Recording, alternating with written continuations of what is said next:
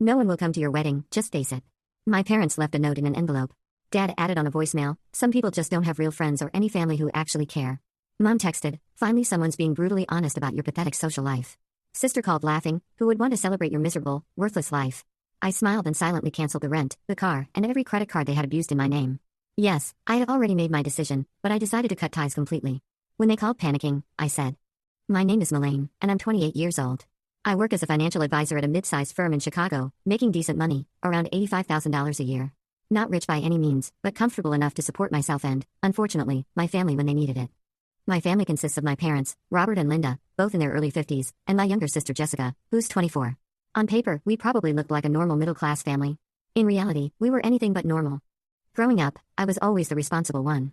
While Jessica got to be the fun, carefree daughter who could do no wrong, I was expected to be the mature, reliable child who helped with bills, took care of household responsibilities, and basically acted like a third parent.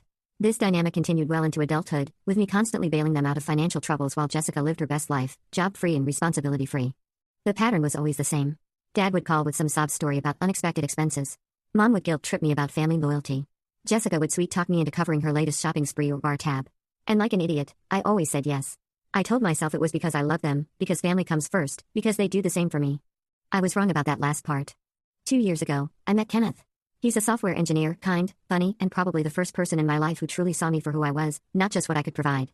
We moved in together after 8 months, and over the course of our relationship, he gradually became aware of my family's financial dependence on me, though I always downplayed it as just helping out occasionally. Last December, he proposed. I said yes immediately, feeling happier than I'd ever been in my life. The problem started almost immediately after we announced our engagement. A wedding? Mom snorted when I called to share the news. That's going to cost a fortune. I hope you're not expecting us to pay for anything. Of course not, I assured her. Kenneth and I are paying for everything ourselves. Good, Dad chimed in from the background. Because we can barely afford our own bills as it is. This was rich, considering I'd been supplementing their bills for years. But I let it slide. I was too happy to let their negativity bring me down. Jessica's reaction was even worse.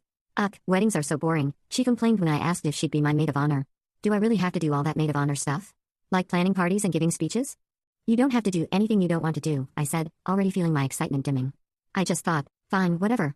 But I'm not paying for my own dress or anything. And I get to pick the style. I should have seen the red flags then.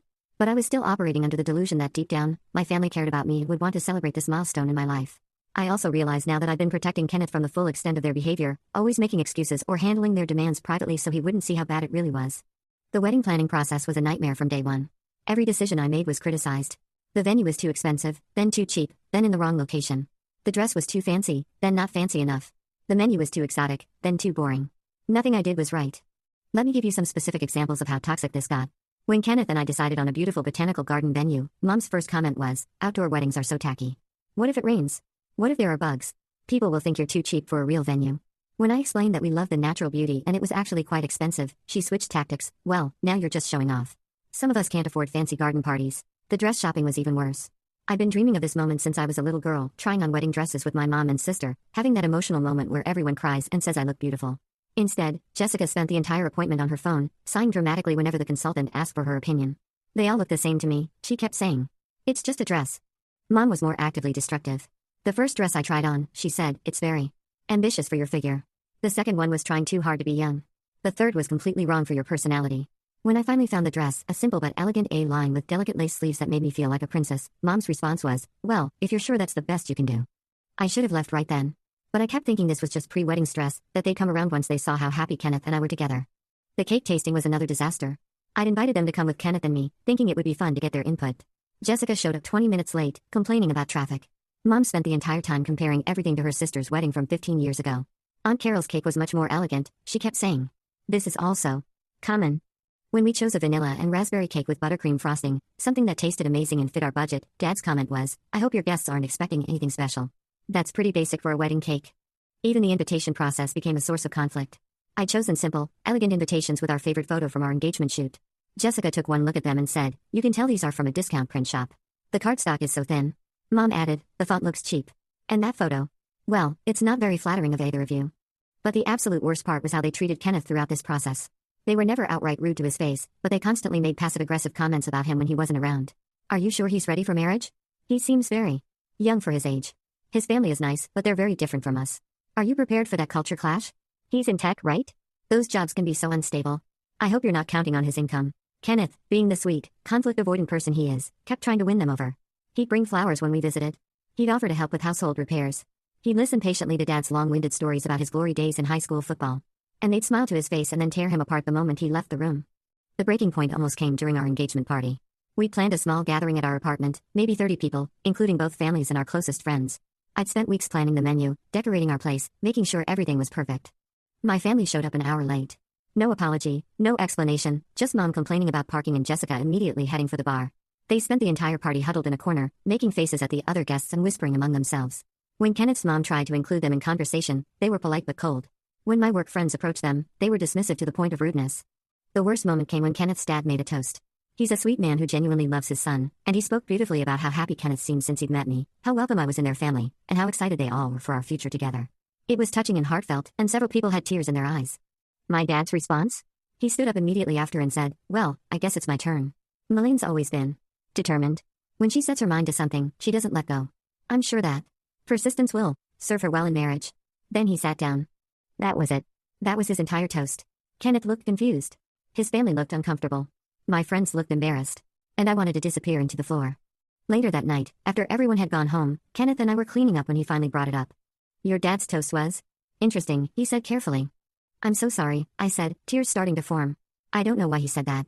It almost sounded like he was calling you stubborn or clingy. That's exactly what he was doing. In the most passive-aggressive way possible. Kenneth was quiet for a moment, loading dishes into the dishwasher. Elaine, can I ask you something? Have your parents always been like this? And that's when I realized I'd never really talked to Kenneth about my family dynamics. He'd met them several times, but always in brief, controlled situations. He'd never seen the full scope of their behavior because I'd been managing and making excuses for them without even realizing it. So I told him. About how they'd been treating me my entire life like a family ATM. About how nothing I did was ever good enough. About how they constantly criticized my choices while simultaneously expecting me to solve all their problems. About how I'd been walking on eggshells around them for so long that I'd forgotten what it felt like to have people in my life who actually supported me. Why didn't you tell me any of this before? Kenneth asked. Because I thought it was normal, I admitted. This is just how my family is. I figured all families had their issues. Elaine, this isn't normal family issues. This is actually kind of abusive. The word hit me like a physical blow. Abusive? My family wasn't abusive. They never hit me. They never called me terrible names. They were just difficult. But as Kenneth and I talked more that night, I started to see patterns I've been blind to my entire life. The constant criticism disguised as honesty. The way they dismissed my achievements while expecting me to celebrate theirs. The financial manipulation. The emotional manipulation. The way they made me feel like I was never enough, no matter what I did or how much I gave. I love you, Kenneth said finally. And I want to marry you more than anything. But I'm worried about how they're going to treat us, if this continues. He was right to be worried. But at the time, I was still holding on to the hope that things would improve. That once they saw how happy I was, once the wedding planning stress was over, once they realized that Kenneth was good for me, they'd come around. I was so naive. But the real kicker came when I started working on the guest list and seating arrangements. That's when I realized just how isolated I'd become. See, for years, I'd been so focused on work and taking care of my family's problems that I'd let most of my friendships fade. I had some work colleagues I was friendly with, like my coworker Amanda who I occasionally had lunch with, but not many close friends. The few college friends I kept in touch with lived across the country. My world had become very small, consisting mainly of Kenneth, my family, and my job. I knew my guest list would be modest, but I didn't think it mattered. Quality over quantity, right? Kenneth had a large, close-knit family and several good friends, so I figured between his people and my family, we'd have a nice intimate celebration. I was putting together the final head count when I found the envelope. It was on my kitchen counter when I got home from work one evening. Kenneth was working late, so I was alone when I opened it. Inside was a piece of paper with my mother's handwriting. No one will come to your wedding, just face it. I stared at the note, reading it over and over, trying to make sense of it. Was this some kind of joke? A misunderstanding? My phone buzzed with a voicemail notification. Dad's voice filled my kitchen. Elaine, it's your father. I've been thinking about what your mother wrote, and she's right. Some people just don't have real friends or any family who actually care. I know that sounds harsh, but someone needs to be honest with you. Maybe it's time to face reality about your social life. Before I could even process that fully, my phone buzzed with a text from Mom. Finally, someone's being brutally honest about your pathetic social life. I was still sitting there in shock when Jessica called. I answered without thinking. Oh my God, Elaine, she said, and she was laughing. Actually laughing. Mom told me what they said to you. I mean, they're not wrong, are they? Who would want to celebrate your miserable, worthless life? You work all the time, you have no friends, and honestly, you're kind of boring. Kenneth's probably only marrying you because he feels sorry for you. She hung up still laughing. I sat in my kitchen for a long time after that, holding my phone, staring at that cruel note. And then, slowly, I smiled. Because in that moment, everything became crystal clear. They were right about one thing, I didn't have many friends. But that wasn't because I was unlovable or worthless. It was because I'd spent years pouring all my emotional and financial energy into people who saw me as nothing more than a walking ATM and emotional punching bag. They wanted to be brutally honest? Fine. I could be brutally honest too. I opened my laptop and started making some calls. First, I called my bank. Hi, I need to remove some authorized users from my credit cards and close a few accounts. You see, over the years, in various moments of family crisis, I'd added my parents and Jessica as authorized users on my credit cards. Just for emergencies, they promised. Just until we get back on our feet. Those emergencies had become a way of life. My credit card statements were full of charges I didn't recognize: restaurants, shopping, gas, groceries, even some cash advances. When I'd question them about it, they'd always had excuses. We were struggling. We didn't think you'd mind.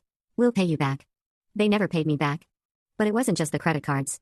3 years ago, when my parents were facing eviction, I co-signed their lease. Just to help us get approved, Dad had said, "We'll take over all the payments." Except they didn't. I'd been quietly covering their rent shortfalls for months, telling myself it was temporary. And Jessica's car? The one she'd begged me to co-sign for because her credit was temporarily messed up. I'd been making half the payments on that too. I'd been so busy being the family safety net that I'd never stopped to add up just how much of my life they'd been living on my dime. Time for some brutal honesty of my own. I spent the next 2 hours on the phone with various customer service representatives. I removed Dad, Mom, and Jessica as authorized users on all my credit cards, effective immediately.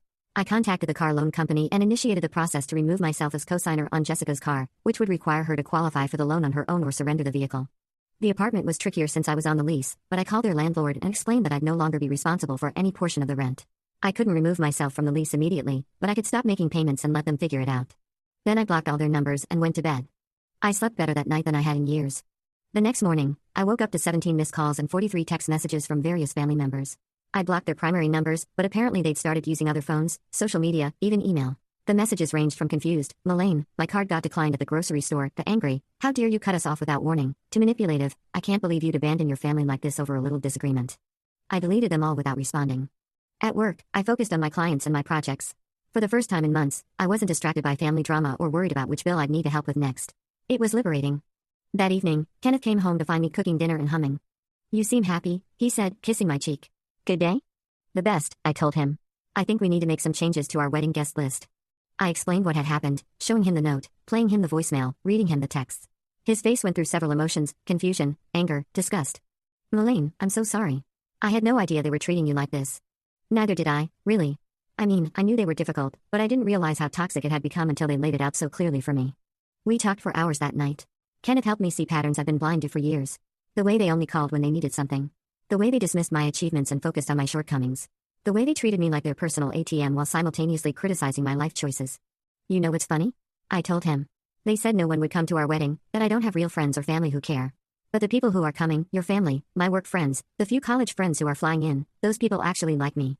They're not here because they have to be or because they want something from me. They're here because they want to celebrate with us." "Exactly," Kenneth said. "And honestly, a smaller wedding sounds perfect to me. More intimate, more meaningful." He was right. We revised our guest list, removing my family entirely. The wedding went from 150 people to 87, and honestly, it felt more authentic that way. But the real fireworks started about a week later. I was at work when my personal phone started ringing. It was a number I didn't recognize, so I let it go to voicemail. Then it rang again. And again. Finally, I answered. "Melaine." It was Jessica, and she sounded panicked. "Oh, thank God you answered. Listen, the car loan company gave me 30 days to refinance or they're taking the car. They're saying something about the cosigner requesting removal? You need to call them right now and tell them this was a mistake." "No," I said calmly. "What do you mean, no?" "Melaine, I need to refinance this loan and I can't qualify on my own." "Then I guess you need to return the car." "I can't afford a car payment on my retail job. You know that." "What retail job?" "Last I checked, you were still finding yourself and living off Mom and Dad." There was a pause. "I got a job at Target 3 weeks ago, but the pay is terrible. I can barely afford gas, let alone a car payment." There was a pause. Then Jessica's voice changed, becoming cold and manipulative in a way I'd heard 1,000 times before. "Fine. Be a bitch. But don't come crying to us when your sad little wedding falls apart and you realize you have nobody." "I won't," I said, and hung up. The calls kept coming. Mom and Dad tag-teamed me with increasingly frantic voicemails about their rent, their credit cards, their utilities that were getting shut off. Jessica alternated between begging and threatening, sometimes calling from friends' phones when she realized I was screening her calls. Let me share some of the highlights from these voicemails, because they really show the progression from confusion to anger to desperation to manipulation. Day 1, Dad's first voicemail: "Melaine, there seems to be some kind of mistake with the credit card. The company says I'm no longer authorized to use it, but that can't be right. Can you call them and sort this out? Thanks, honey." Day 2, Mom's text: "The grocery store declined my card today. Very embarrassing. Please fix this immediately." Day 3, Jessica's voicemail, crying: "Melaine, the car loan company says I need to refinance in my own name or they'll repossess the car. I can't qualify on my own, you know that. That's why you co-signed in the first place. Please call me back." By day 5, the tone had completely shifted. Mom's voicemail. I don't know what kind of game you think you're playing, but this has gone far enough. Your father and I raised you better than this. Call us back right now. Day 7. Dad, Melaine, this is completely unacceptable. We're family. Families don't treat each other this way. Whatever point you're trying to make, you've made it. Now fix this mess before it goes too far. Day 10. Jessica, you know what? Fine. Be a selfish bitch. But don't think this makes you better than us. You're still the same pathetic loser you've always been, just with more money. At least we know who you really are now. The voicemails continued for weeks, cycling through every emotional manipulation tactic in the book. They tried guilt. Your grandmother would be so disappointed in you. They tried fear. What if there's a real emergency and we can't reach you? They tried bargaining. If you just help us this one last time, we'll pay you back everything we owe you. They tried anger. You're going to regret this when you need us someday. But the most revealing voicemail came from Mom about 2 weeks into the silent treatment. She must have thought she was being subtle, but she basically laid out their entire strategy. Melaine, I've been thinking about our situation, and I realize we may have been too harsh with our feedback about your wedding. You're clearly very sensitive about this topic, and we didn't realize how much our honest opinions would hurt your feelings. We love you, and we want you to be happy, even if we think you're making some questionable choices. Why don't we meet for lunch this weekend and talk about this like adults? I'm sure we can work something out that makes everyone happy. And honey, about those credit cards, I understand you're upset with us, but cutting off our access during such a difficult time seems extreme.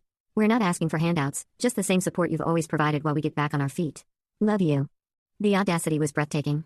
Even in their apology, they managed to insult me, calling me sensitive, dismiss my feelings, saying their honest opinions hurt my feelings as if my reaction was unreasonable, and minimize the situation, calling it feedback rather than cruelty.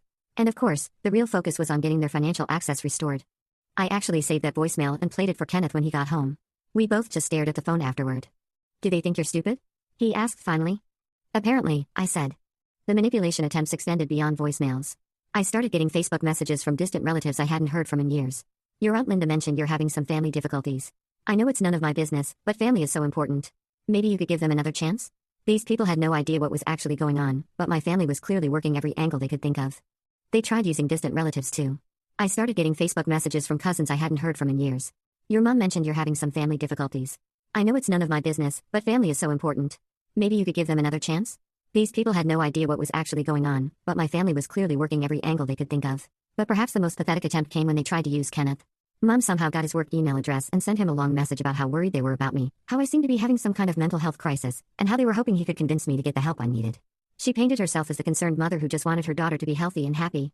Kenneth forwarded me the email with a note. I think your mom might be the one who needs professional help. I listened to a few of the voicemails for entertainment value, but I didn't respond to any of them. The breaking point came 2 weeks later. During this time, I was also discovering just how much my mental and physical health had been affected by years of family stress. Without the constant anxiety about their latest crisis, I was sleeping better than I had in years. My work performance improved dramatically because I wasn't constantly distracted by family drama. I had energy for hobbies I'd abandoned years ago. I started going to a yoga class with Amanda from work. I began reading for pleasure again instead of just scrolling through my phone, worried about missed calls from family members. Kenneth noticed the change immediately. You seem different, he said one evening as we were cooking dinner together. Lighter somehow. He was right. I felt like I'd been carrying a 100-pound backpack for years and had finally been able to set it down. The relief was extraordinary. But my newfound peace was about to be tested. I was having lunch with my coworker Amanda when my phone rang. It was Kenneth. Melaine, you need to come home right now. What's wrong? Your family is here. All of them. They're in our lobby demanding to see you, and building security is getting involved. I apologized to Amanda and headed home immediately. Sure enough, I found Mom, Dad, and Jessica in the lobby of our apartment building, arguing with the security guard. There she is, Jessica shouted when she saw me.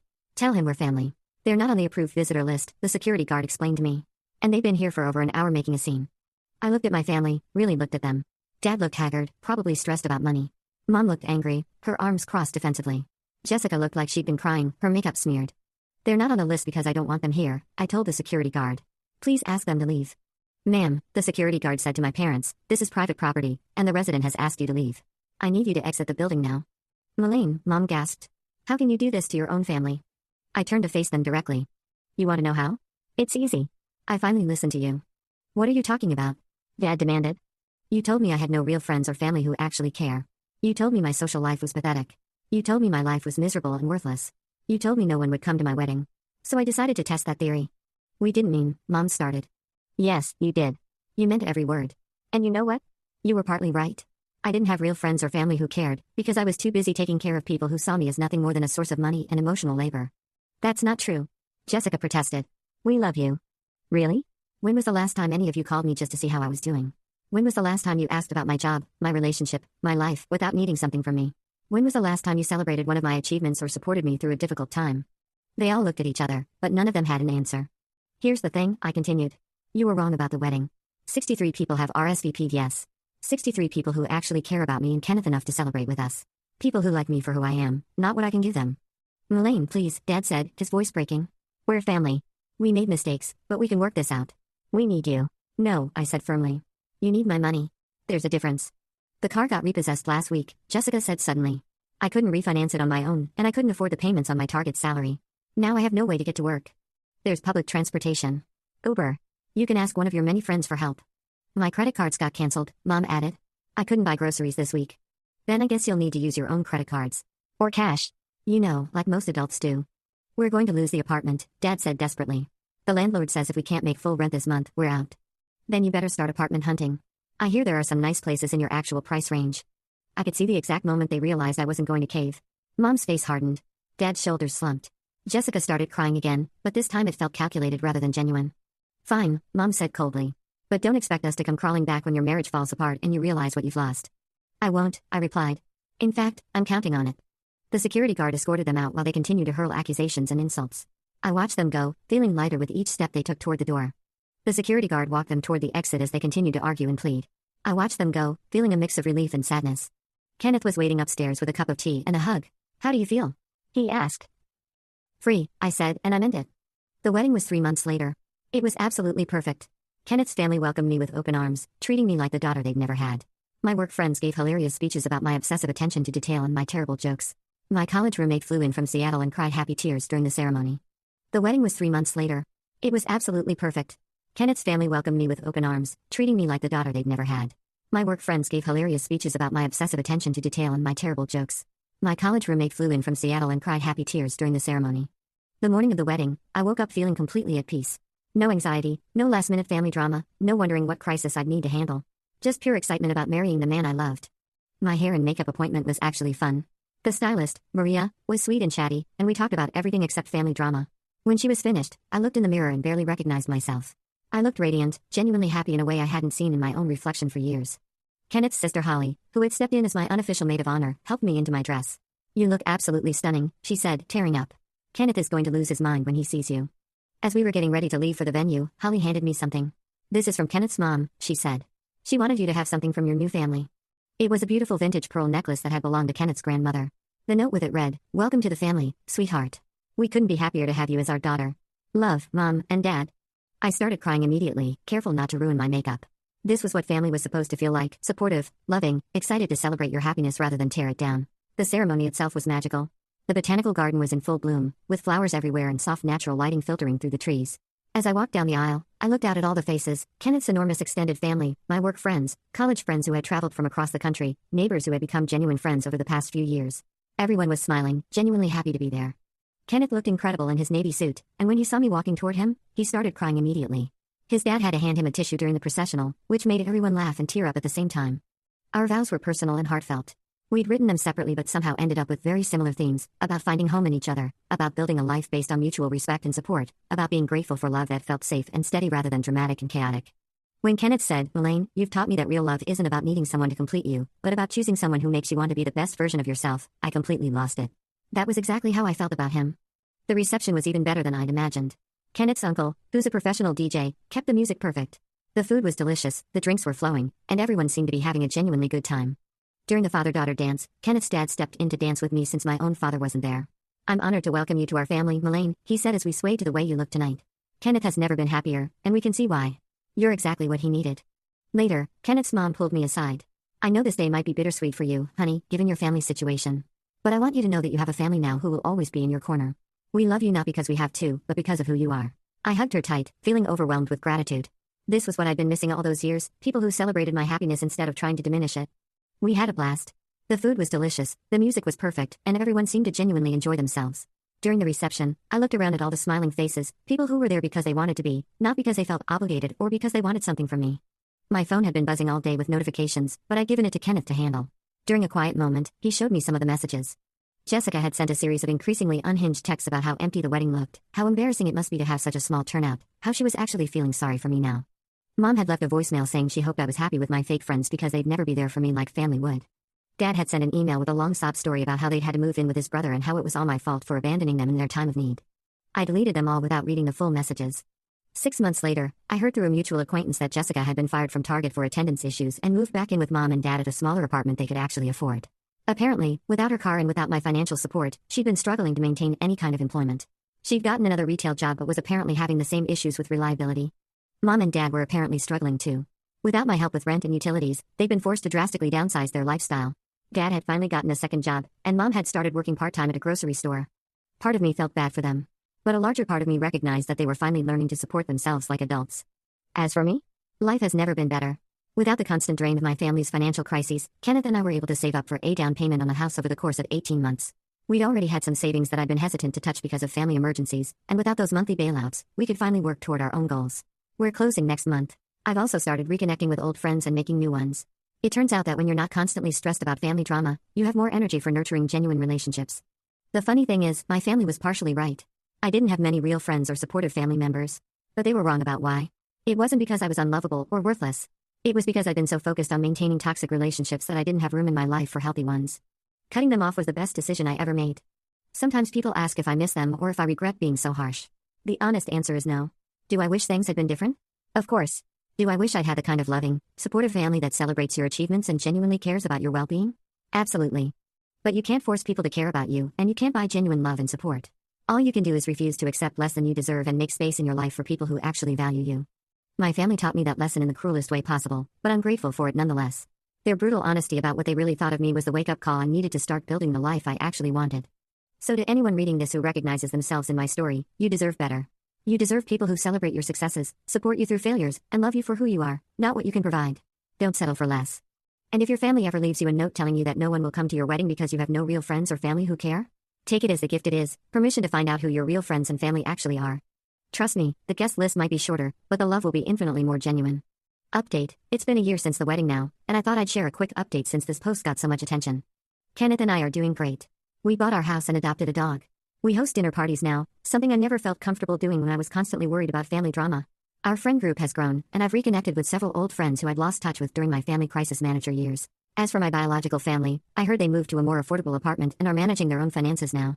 Jessica apparently kept her most recent job for about 6 months before moving on to something else, which is progress for her. I genuinely hope they're all doing well and learning to build healthier relationships. But we haven't spoken, and I have no plans to change that. Some bridges are meant to be burned, and I'm perfectly happy living my life on the other side of the ashes. Thanks for all the support, Reddit. Sometimes you need strangers on the internet to tell you that your normal meter is broken before you can fix it.